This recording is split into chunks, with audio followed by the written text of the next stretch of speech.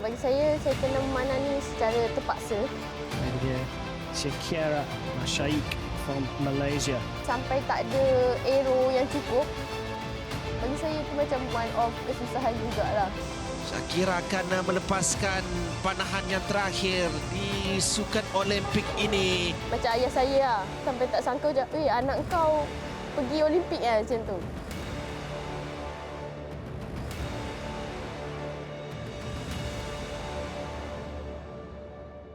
Nama saya Shakira binti Masyaikh.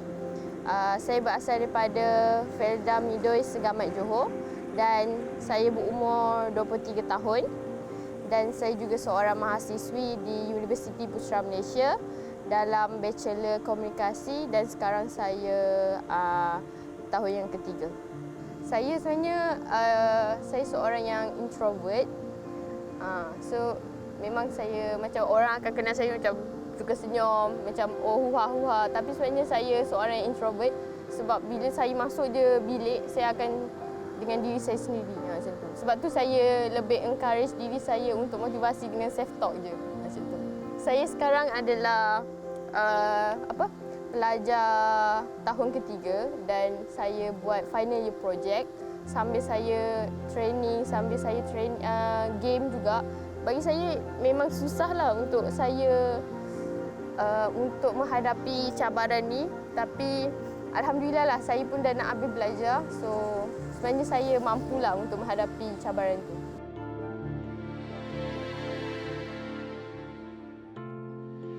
Bagi saya kena memanani secara terpaksa sebab ayah saya yang macam bawa saya lah pergi ke dalam sukan memanah ni waktu tu dekat sekolah rendah.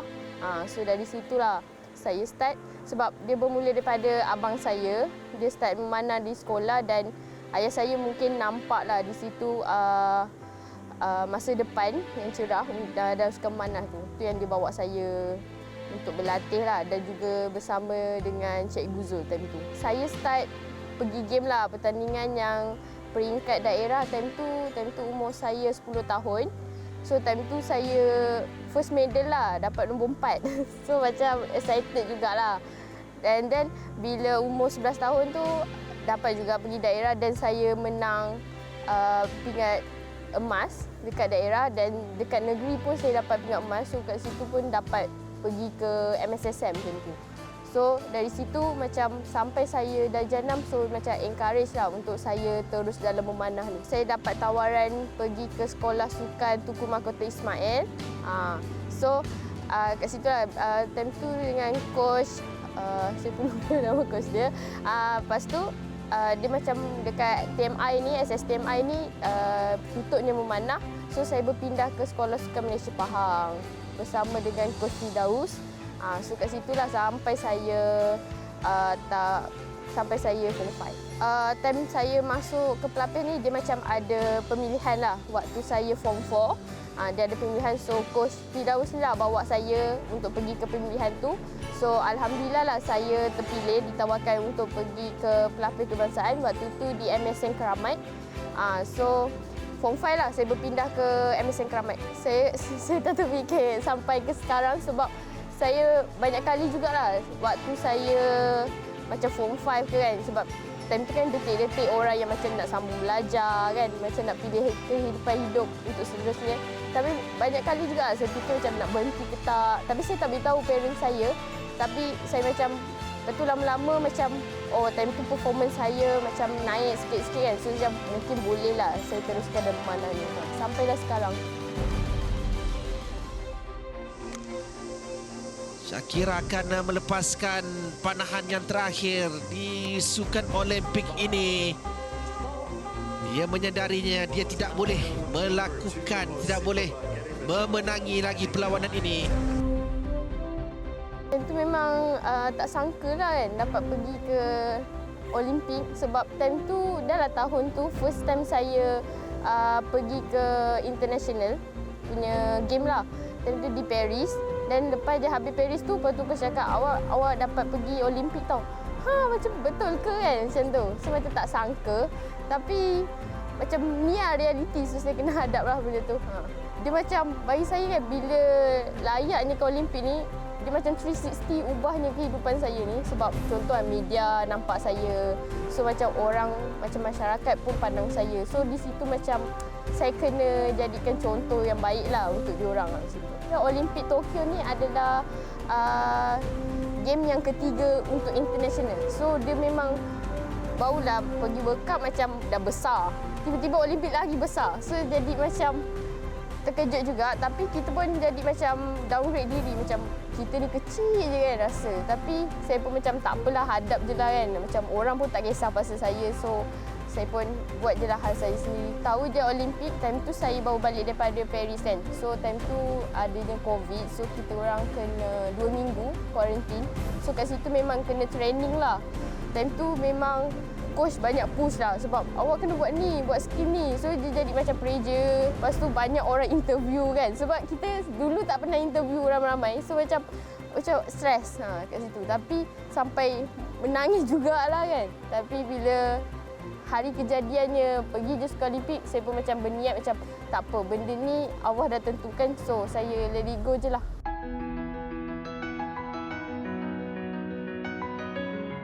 Diorang bangga. Sampai saya tu pun tak sangka diorang macam ayah saya lah. Sampai tak sangka je, anak kau pergi Olimpik kan macam tu. Time saya OR, time tu Olimpik round di TV kan. So sampai ada yang dah pergi kebun. Oh, aku nak balik ni, nak tengok anak kau ni macam tu. So sampai macam tu. So saya, bila ayah saya cerita kat saya jadi bangga lah macam sampai macam ni orang macam tengok saya macam tu lah.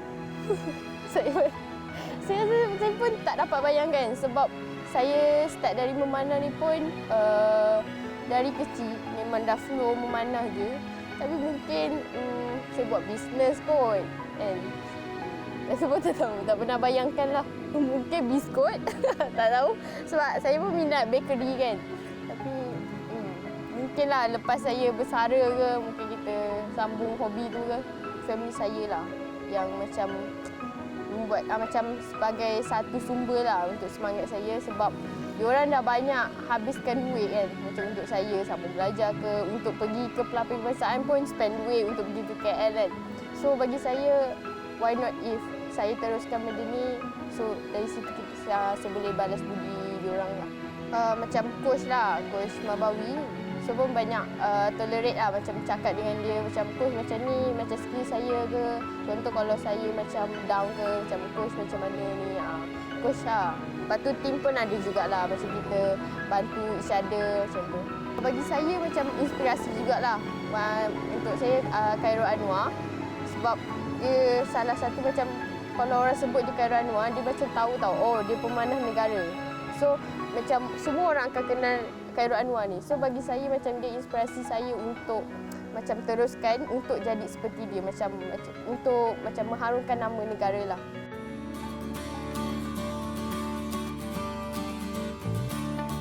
Macam ayah saya lah, dia banyak spend money lah untuk beli peralatan sukan. Time tu pernah saya ingat sekali, time tu saya sekolah rendah.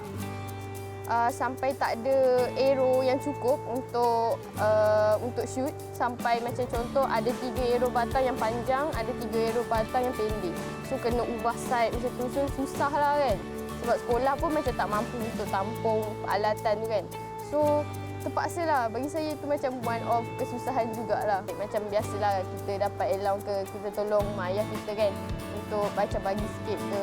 So macam saya pun ada bantu macam bagi duit untuk adik saya macam belajar ke macam tu.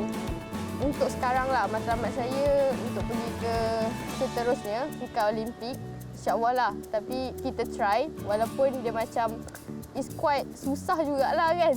Tapi kita try lah sebab benda tu kalau dengan kita training ni insya-Allah lah benda tu boleh dapat. Bila je ada kemerdekaan mesti ada perjuangan kan. Tapi bagi saya perjuangan untuk Fedan ni adalah kita seperti tahu perjuangan macam mana untuk teruskan hidup. Sebab kita tahu Felda ni macam kebanyakannya adalah golongan B40. Dan diorang kebanyakan bekerja sebagai penyawit dan juga penoreh getah. So it's quite macam susahlah untuk diorang sara hidup, untuk diorang tampung keluarga diorang. Tapi bagi saya dengan tanpa diorang lah, kita tak macam saya sebagai cucu Felda memang susahlah untuk hidup kalau tanpa diorang ni. Bagi saya dengan mengharumkan nama negara pun is satu sumbangan juga untuk saya kepada Felda sebab kita tahu kan Felda dulu memang susah kehidupan diorang kan. Tapi dengan tanpa diorang punya kesusahan tu dengan ada bantuan juga so sampailah saya sekarang untuk mengharumkan nama Felda.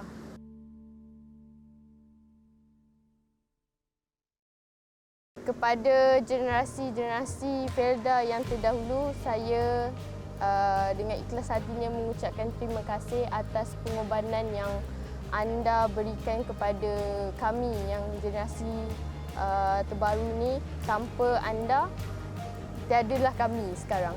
Diorang kena berani untuk keluar daripada kelompok Felda tu sendiri sebab bagi saya bila keluar je macam contoh kita pergi bandar so kita punya pemikiran akan terbuka dan sebenarnya sekarang banyak macam sumber-sumber yang boleh kita dijadikan sebagai sumber pendapatan macam online shopping ke macam gaming also kan macam boleh jadikan sebagai tu so bagi saya diorang kena try even walaupun duduk kat Felda ke apa benda ke tapi diorang boleh ada peluang tu sebab ada je kan macam peluang macam bantuan pada Felda so dari situ bolehlah untuk diorang.